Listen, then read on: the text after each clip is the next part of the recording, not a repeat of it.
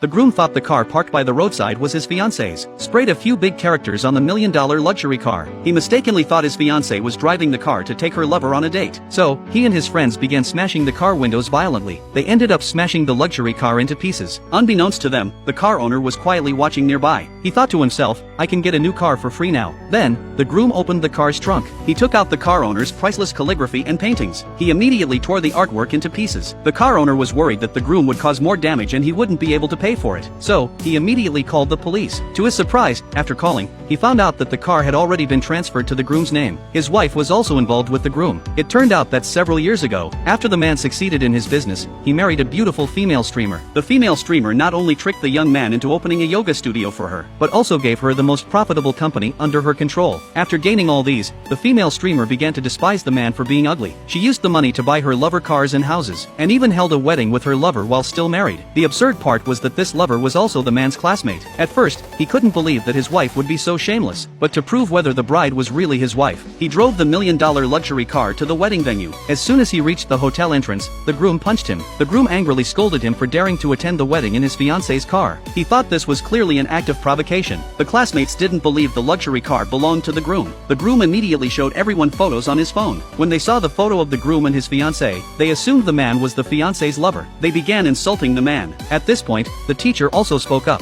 He told the man not to admit that he was his student. The man saw that no one had figured out the truth of the situation. He was very angry at how they were turning everything upside down and wrongly accusing him. However, the groom was convinced that he was the lover. So, he took his classmates with him to destroy the luxury car. They not only sprayed paint on the car with big letters, but also violently smashed it, causing it to be totaled. When they saw the trunk filled with valuable treasures, the groom directly picked up a piece of artwork and tore it apart. According to the teacher, that piece of artwork was an authentic Cheeseburger painting worth $300 million.